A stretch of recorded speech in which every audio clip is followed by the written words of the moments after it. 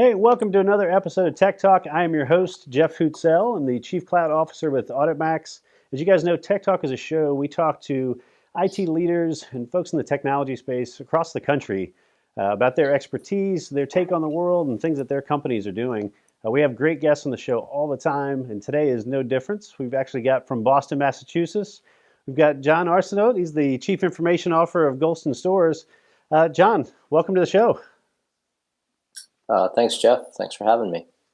So, John, you've got a pretty wide background, right? So I know you've held senior positions in a lot of tech startups, obviously in the legal industry. You've been in financial services. You've also been a tech investor as well. So pretty good background on this and good perspective on a lot of these things. I'm curious on your perspective as we're going through everything with the pandemic in the last 6, 8, 9 months. What do you kind of see as the state of technology and how things are kind of evolving as we go through this time period? Yeah, sure. So I think technology has become sort of ubiquitous with pretty much everything that people do these days, and that's something that's been going on for a while. The pandemic, I think, shifted some thinking around the acceleration of the use case of some of these things. Clearly, technologies like Zoom became front and center. But one thing that'll be interesting is to see how much sort of opportunistic approach there is once the pandemic has passed us and we go back to quote unquote normal, how much impact these technologies that have become sort of mainstream have on, some of the cost containment around typical expenditures like office space. The education or academic industry is going to, I think, have a pretty big impact. And things that I think would have happened anyway over the next 5 to 7 years, just I think will be accelerated.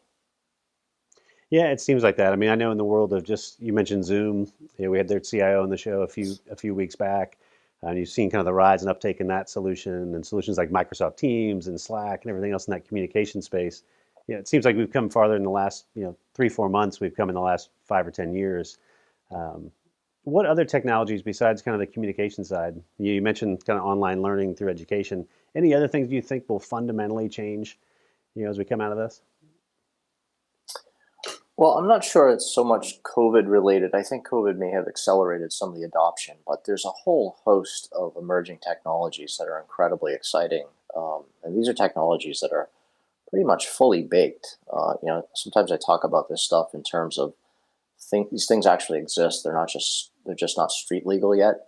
And so you look at things like AI, 5G, blockchain, 3D printing, quantum computing, drones, carbonless tech, autonomous transportation, both ground and air, Internet of Things, CRISPR, robotics. So there's all this stuff. It's a pretty long list, but these are technologies that have actually matured to the point where they're applicable to day-to-day life today.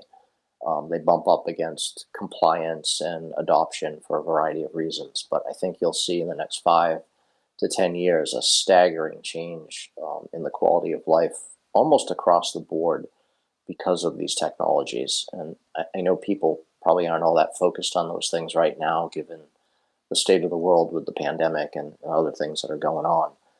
But it's a pretty exciting time, and I think the next 10 years are going to be pretty amazing. Yeah, how about your personal experience at Goulston Storrs? I mean, as you guys have gone through this, you talked about all that laundry list of new technologies and kind of emerging technologies are out there. Any of those that you guys have personally taken on and integrated into the business? Well, the legal industry is an interesting case study because the size of it compared to some more, I guess, ambitious or impacted, I should say, industries like retail and finance and biotech. It's sort of been insulated from a lot of the disruption that you hear about that's going on across the rest of the economy. And I think that's on the cusp of changing. So the other thing about the legal industry is once you get inside it, it's extremely fragmented. And so it's hard to build a solution that's going to evolve legal services in aggregate. You kind of have to attack these things in the weeds. But what we're seeing is a massive uptick in investment for venture capital and a big uptick for startups that are coming into the legal industry, not to do the traditional build a better mousetrap and sell it to law firms, but to build a better mousetrap and try to extract the clients for themselves. So I think there's going to be a lot of disruption that goes on in the industry. One of the things that sort of gets talked about a lot in legal these days is AI. And so it's a little bit of a misnomer. It's not so much true artificial intelligence, but technologies that utilize machine learning to reduce the complexity and time it takes to do repetitive tasks, which is sort of what legal is essentially built around. Sure. Legal has been an industry of effort and cost basis based on effort, and I think over time it's going to become based on results. So we're keeping a close eye on that here, as all of my peers are. But I think you'll see a pretty substantial change in how business is done in the legal industry over the next decade. Yeah, and you start to think about these startups that are coming into that space, as well as a number of other markets. I know we mentioned earlier you've got a lot of experience in that kind of environment. When you look at the ones that make it versus the ones that don't, what are those differentiating factors you think that make startups become more successful and kind of take off versus those that kind of wane and struggle? Well, there's a lot that goes into that, and it really does vary by use case. But there's some consistencies.